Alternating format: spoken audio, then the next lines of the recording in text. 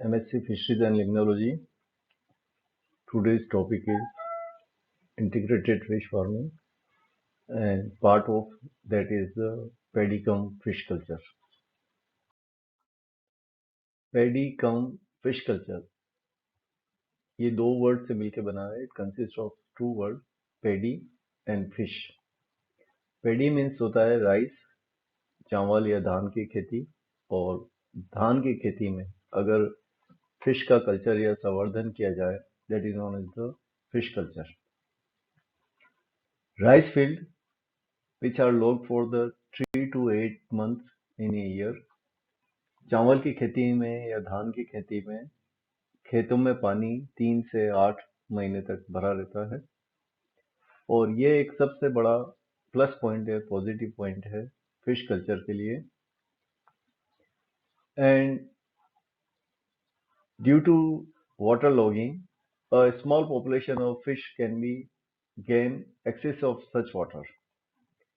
ये जो पानी भरा रहता है, इसमें 3 से 8 महीने तक फिश को ग्रो किया जा सकता है, फिश को कल्चर किया जा सकता है. एंड ये एक प्रकृति, और स्टार्टिंग में ये एक्सीडेंटली हुआ होगा कि जो धान के खेत या जो पेडी फार्म्स थे, उनमें आसपास कहीं पर पानी रहा होगा, और वो पानी में उस रिवर में या एक्सीडेंटली फिश इंट्रोड्यूस हो गई होगी, और उस फिश के इंट्रोड्यूस होने के कारण तब देखा होगा कि काफी अच्छी ग्रोथ के साथ, क्योंकि there are lot of nutrition present in the rice field, so there is no need of artificial feeding. किसी भी तरह से बाहर से कोई भोज्य पदार्थ देने की जरूरत नहीं है. वहाँ सॉइल की न्यूट्रिशन और वहाँ के जो इंसेक्ट्स और दूसरे जो फोना है और फ्लोरा है, उन्हीं से फूड मिल जाता है फिश को. So there are growth of fish as well as paddy. And trapping of the prawns and the fishes with the help of gamcha and dhoti in fallow paddy fields has been age-old practice in the India. The culture of the fish in paddy fields has been off-season occupation for the farmers. ये एक additional source of income है farmers के लिए, जहां पर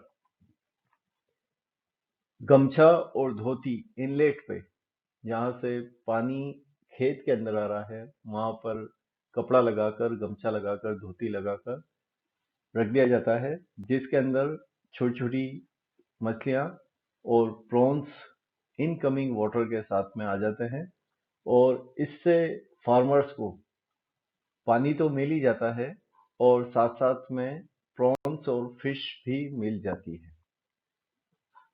first of all, objective of the paddy field aquaculture. Paddy field aquaculture provide additional income of the farmer. एक अतिरिक्त स्रोत है आय का. An area where the rice and the fish form of the staple food.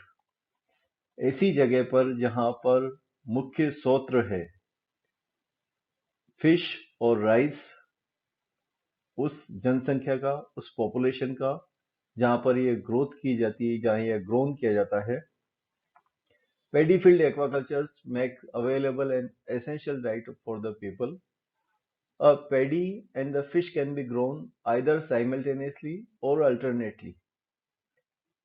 ये दोनों साथ साथ उगाए जा सकते हैं, और एक बार फिश कल्चर किया जा सकता है, प्रॉन कल्चर किया जा सकता है, और जहां से पेडी की फसल ले ली और वहां पानी अगर भरा हुआ है, तो वहां पर फिश कल्चर को या प्रॉन कल्चर को कंटिन्यूअस किया जा सकता है. It requires very little extra inputs by the way of the additional cost, particularly in management and the labor. इसके अंदर क्योंकि आपको पानी एक छोटी वाटर बॉडी के रूप में मिल चुका है, तो इसमें इनपुट जो पैसा है वो एक्स्ट्रा खर्च नहीं करना पड़ रहा है. आर्टिफिशियल आपको सीड्स और फिश और प्रॉन्स नहीं डालने पड़ रहे हैं क्योंकि वो नेचुरल सोर्सेज से आ रहे हैं, तो इसके अंदर लेबर और मैनेजमेंट की बहुत कम आवश्यकता होती है। सो इट्स बेनिफिशियरी, इट्स लाभदायक है ये किसानों के लिए। It provide off season employment for the farmer and the farm labour. Combination of the paddy and the fish farming is mutually beneficial.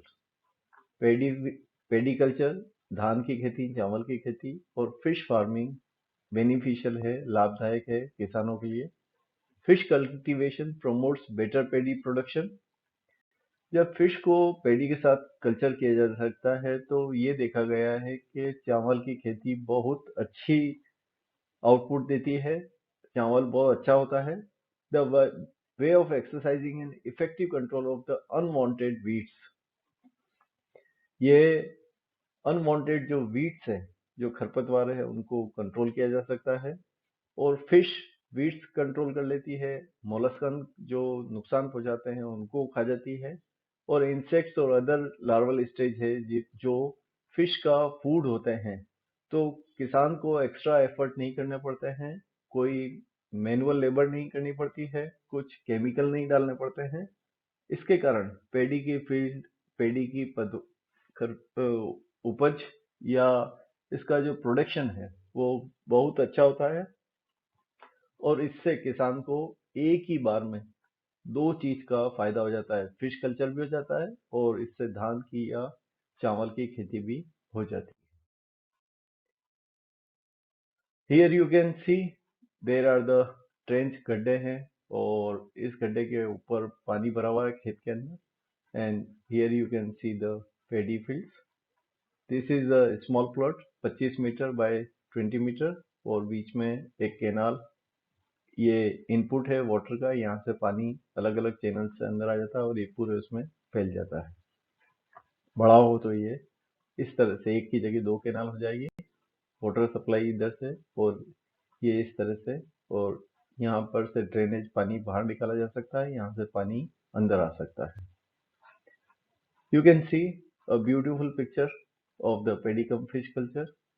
So there are the phytoplankton, zooplankton, macrophytes, other plants, insects, larva, इन सबको, पूरे food chain को ये काम में ले लेते हैं। इसलिए मिनिमम इनपुट के अंदर there will be a nice and easy growth of the पेडी।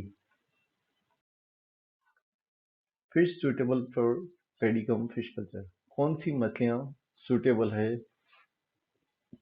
धान की खेती के साथ में या चावल की खेती के साथ में? Fish that can adapt at shallow water, क्योंकि पानी केवल कमर तक या 30 सेंटीमीटर 50 सेंटीमीटर तक घटता बढ़ता रहता है। तो फिश ऐसी होना चाहिए जो हार्डी हो, और वो एडेप्ट कर सके पानी की डेप्थ के साथ, टेम्परेचर के साथ, इकोलॉजिकल एनवायरनमेंट के साथ में। और इस एडेप्टेशंस को अगर अच्छी तरह से फिश फॉलो कर लेती है, that will give the good output. Fish that can tolerate high temperature, वही इकोलॉजिकल कंडीशन, सारी इकोलॉजिकल कंडीशन जो घटती बढ़ती रहे और फिश उसको टॉलरेट कर सके। Fish can tolerate the high turbidity और टीडीएस, टोटल डिजोल्व सॉलिड्स, और तो कुल मिलाकर यहाँ पर इकोलॉजिकल जो पैरामीटर्स हैं, वो टेम्परेचर हो सकता है, वो ऑक्सीजन हो सकती है, CO2 हो सकती है, टीडीएस हो सकता है, नाइट्रोजन हो सकती है, कार्बन डाइऑक्साइड हो सकती है। तो डिफरेंट कंडीशंस को सब फिश टॉलरेट कर ले, that is the good for the paddy cum fish culture. Duration of culture is quite short, छोटा होता है। Fish that have the high growth rate, जो फिश की ग्रोथ है वो अच्छी होना चाहिए, कम से कम समय में ज्यादा से ज्यादा ग्रोथ मिल जाए। And reach up to the marketable size in the few month, कुछ ही महीनों के अंदर वो मार्केटेबल साइज हो जाना चाहिए, आदमी के द्वारा पसंद की जानी चाहिए, तब तो इससे फायदा होगा, बाकी इससे कोई फायदा नहीं होगा। Fishes that can live in the confinement, जो बंद में रह सके, कंफाइनमेंट कंडीशंस में, बंधी हुई कंडीशन में रह सके, and do not tend to escape, वहां से भागने की कोशिश नहीं करें। तो एग्जाम्पल है इसका Mugil species, Mystus gulio, Haplochromis mellandi, molluscan eating fish है, कैलकेरीफर एंड मुगिल पार्सिया, पुंटियस, चन्ना, प्रॉन एंड शिप। इसमें ज्यादातर फिश जो हैं वो either they have the accessory respiratory organ और they are the predatory, so can they thrive on or sustain their fish larva, insect larva, or insect body, or plants. So they are the omnivores. जो भी food available है उनको खाकर अपना गुजारा करें. That will fish will remain and will give the growth, good growth in the minimum time. Management of the paddy fields. A continuous flow of water in the field with the proper inlet and outlet. Inlet और outlet अच्छी तरह से maintained और काम करना चाहिए. Water in the field is maintained at the desired level.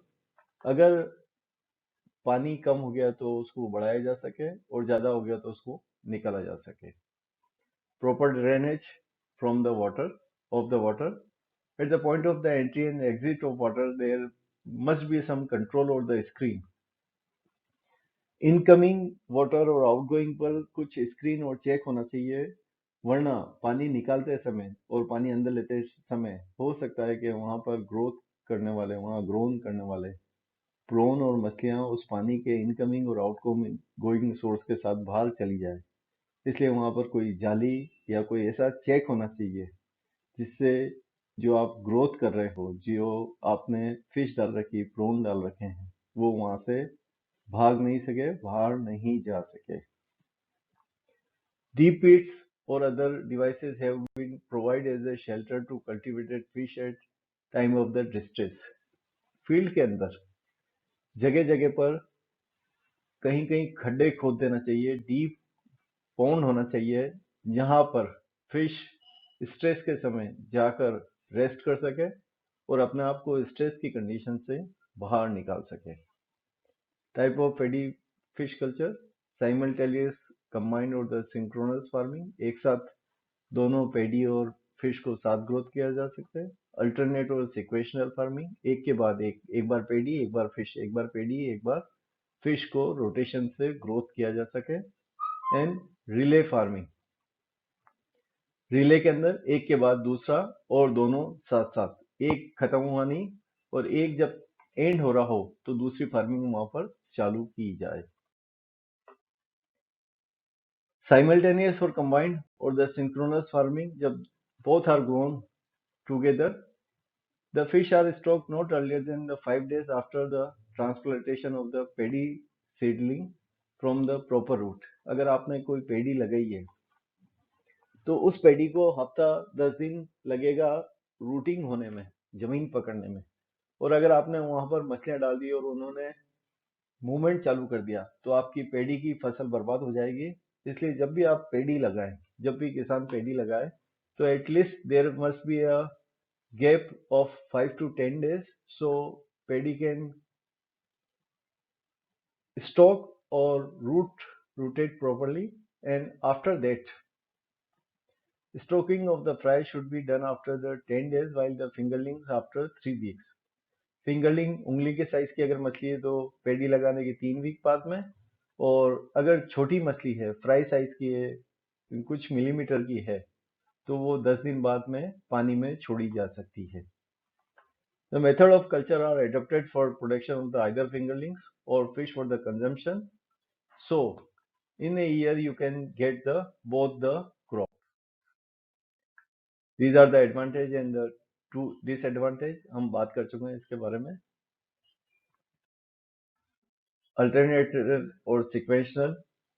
It's the simplest form where floody paddy fields harvest used to raise one crop after the other and in rotation of the submerged stubble provide the substrate for the development of the fish food organism. These stubbles undergo decomposition, thereby the fertilizing the water and the simultaneously higher productivity.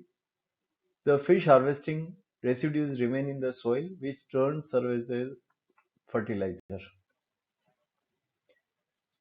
जो भी substratum है वो fish को food के लिए काम में देता है, और फिश का जो एक्सक्रीटा है या फिश अगर मरती है या फिश के जो बाई प्रोडक्ट्स हैं वो सभी पेडी को नरिशमेंट का काम करते हैं, न्यूट्रिशन का काम करते हैं। Advantage, there is no water depth limitations, adequate water level management, harvesting of the paddy, and interval between the paddy harvesting and the fish stocking is sufficient enough to degradation of the pesticides. Insect pest infection get reduced by their life cycle are disrupted.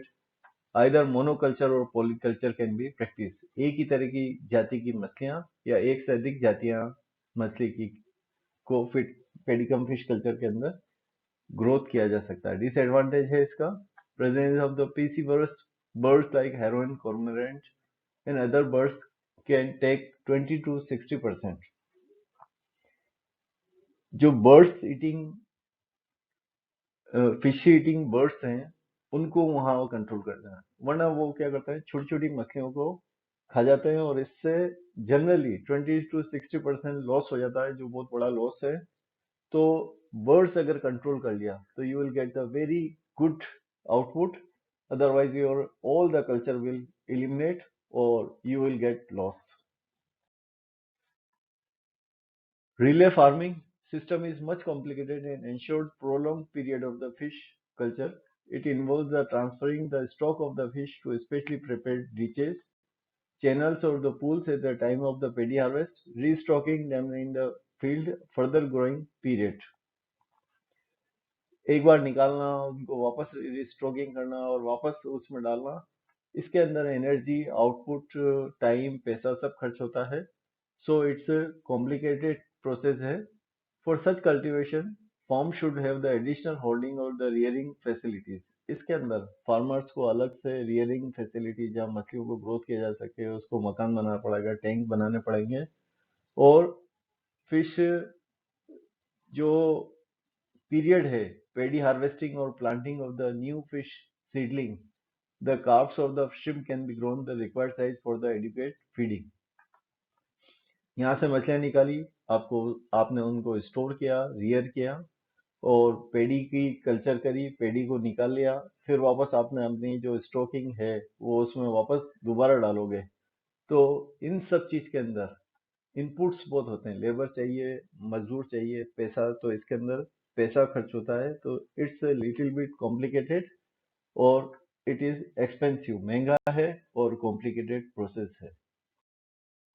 Thank you.